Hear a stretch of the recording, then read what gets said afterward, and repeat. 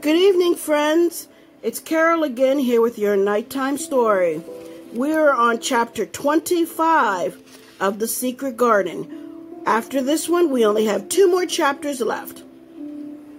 So if there are any stories you'd like me to read or anything else you'd like to hear, please comment below or send me a Facebook message about a story that you'd like to hear.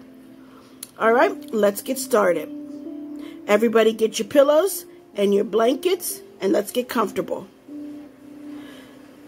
And the secret garden bloomed and bloomed, and every morning revealed new miracles. In the robin's nest, there were eggs, and the robin's mate sat upon them, keeping them warm with her feathery little breast and careful wings. At first she was very nervous, and the robin himself was indignantly watchful.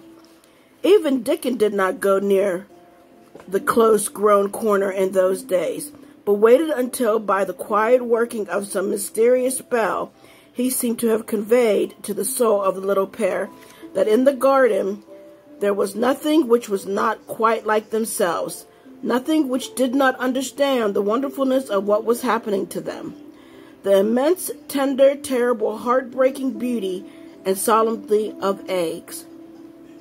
If there had been one person in that garden who had not known through all his or her innermost being that if an egg were taken away or hurt, the whole world would whirl around and crash through space and come to an end.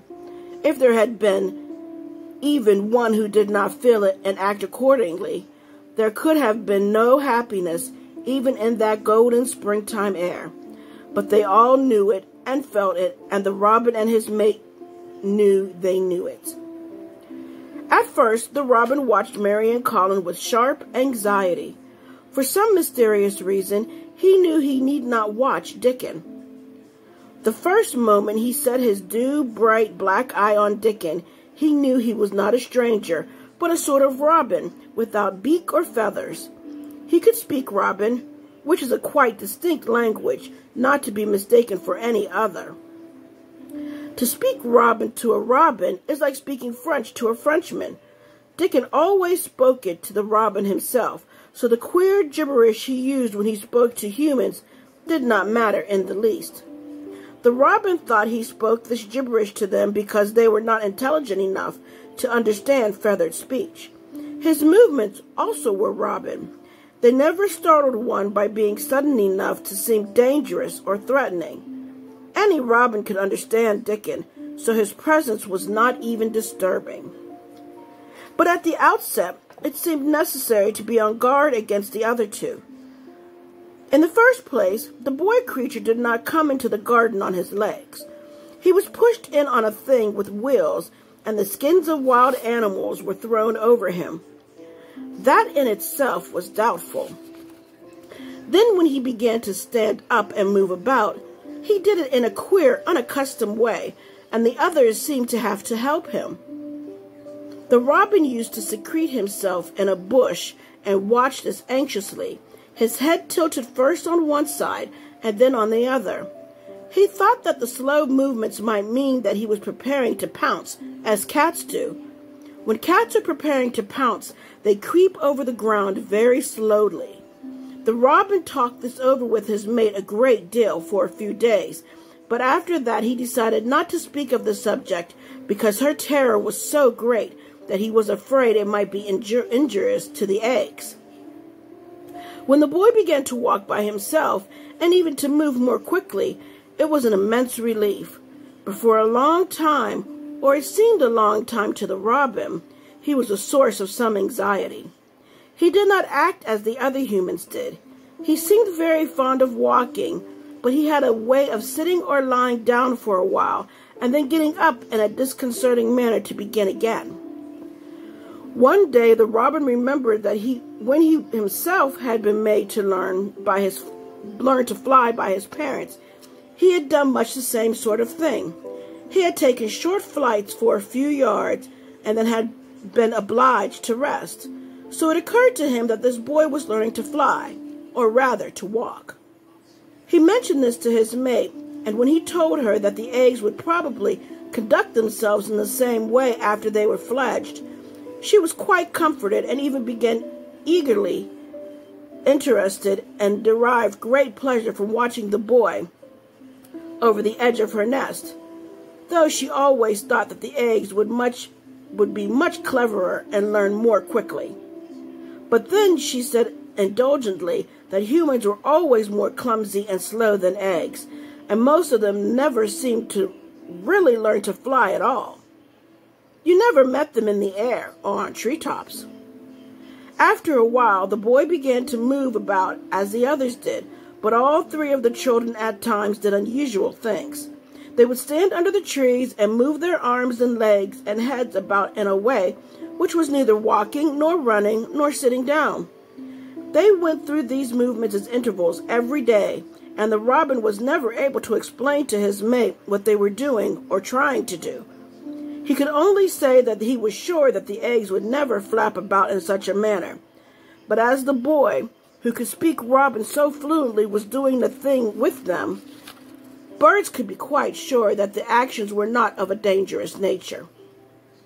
Of course, neither the robin nor his mate had ever heard of the champion wrestler Bob Hayworth and his exercises for making the muscles stand out like lumps. Robins are not like human beings. Their muscles are always exercised from the first, and so they develop themselves in a natural manner. If you have to fly about to find every meal you eat, your muscles do not become atrophied. Atrophied means wasted away through want of use. When the boy was walking and running about and digging and weeding like the others, the nest in the corner was brooded over by great peace and content. Fears for the eggs became things of the past.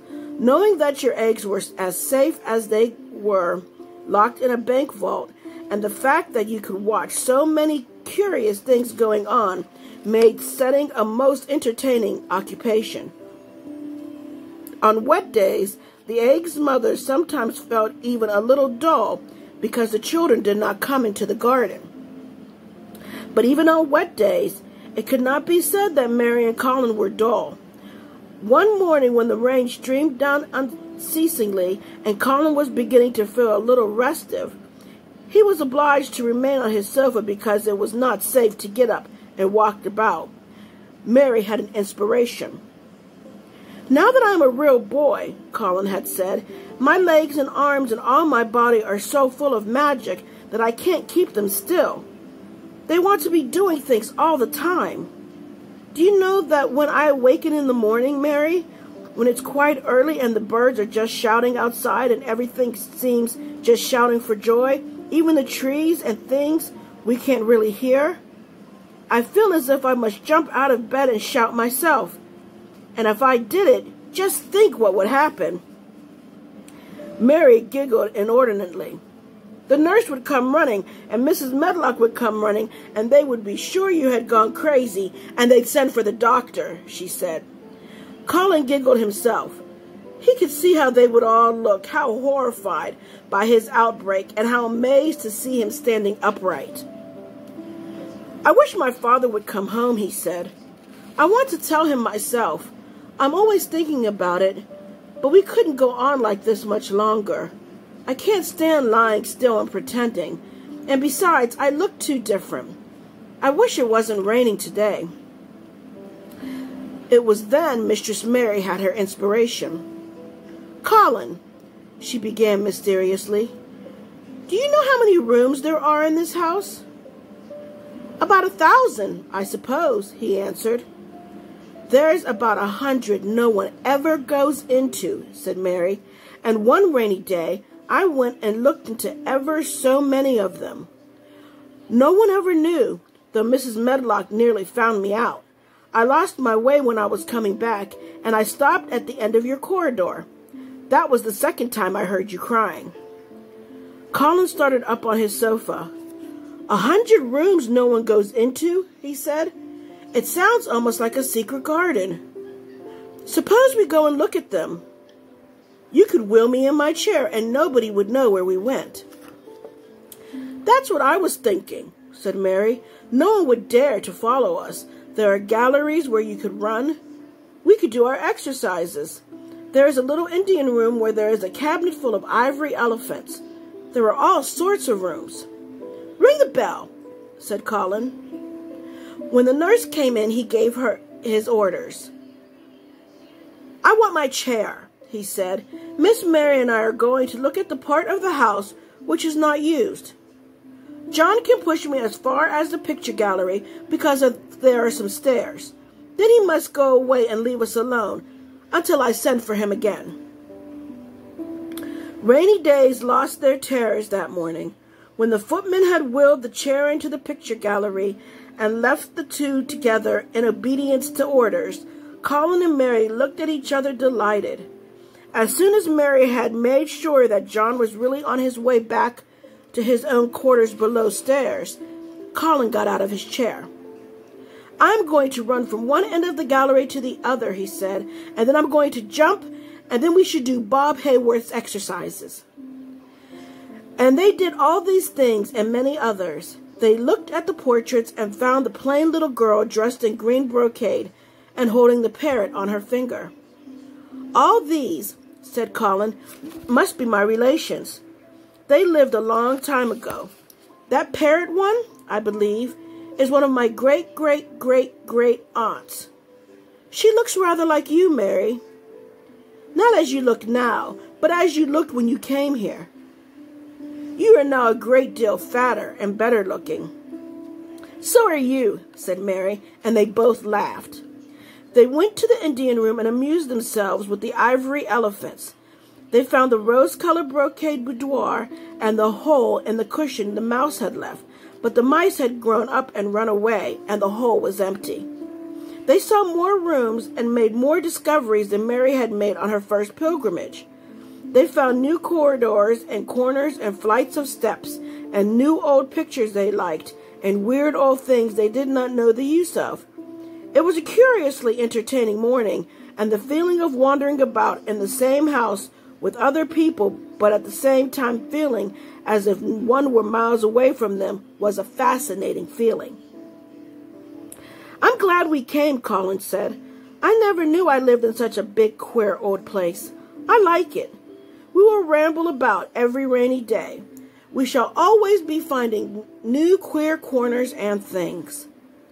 That morning they had found, among other things, such good appetites that when they returned to Colin's room, it was not possible to send the luncheon away untouched. When the nurse carried the tray downstairs, she slapped it down on the kitchen dresser so that Mrs. Loomis, the cook, could see the highly polished dishes and plates. Look at that, she said. This is a house of mystery, and those children are the greatest mysteries in it. If they keep that up every day, said the strong young footman John, there'd be a small wonder that he weighs twice as much today as he did a month ago. I should have to give up my place in time for fear of my doing my muscles an injury. That afternoon, Mary noticed something new had happened in Colin's room. She had noticed it the day before, but had said nothing because she thought the change might have been made by chance. She said nothing today, but she sat and looked fixedly at the picture over the mantel. She could look at it because the curtain had been drawn aside. That was the change she noticed. I know what you want me to tell you, said Colin, after she had stared a few minutes. I always know when you want me to tell you something. You're wondering why the curtain is drawn back. I'm going to keep it like that. Why? Asked Mary.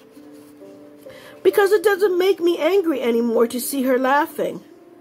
I wakened when it was bright moonlight 2 nights ago, and felt as if the magic was filling the room and making everything so splendid that I couldn't lie still. I got up and looked out the window. The room was quite light, and there was a patch of moonlight on the curtain, and somehow that made me go and pull the cord. She looked right down at me as if she were laughing because she was glad I was standing there. It made me like to look at her. I want to see her laughing like that all the time. I think she must have been a sort of magic person, perhaps. You are so like her now, said Mary, that sometimes I think perhaps you are a ghost, you are her ghost, made into a boy. The idea seemed to impress Colin. He thought it over and then answered her slowly. If I were her ghost, my father would be fond of me, he said. Do you want him to be fond of you? Inquired Mary. I used to hate it because he was not fond of me. If he grew fond of me, I think I should tell him about the magic. It might make him more cheerful. Well, Colin is getting better, and he and Mary are starting to venture around the house and check out and see what's going on. So what's going to happen, do you think, in our last 2 chapters? I wonder if Dad, Master Craven, Colin's father, is going to finally come. And when he comes back home, will he see Colin walking around? I wonder. Well, until next Tuesday, where we will finish our next 2 chapters, next Tuesday and Thursday, I wish you a great weekend. Enjoy the beautiful weather these next 2 days. And until Tuesday, sleep well and be blessed.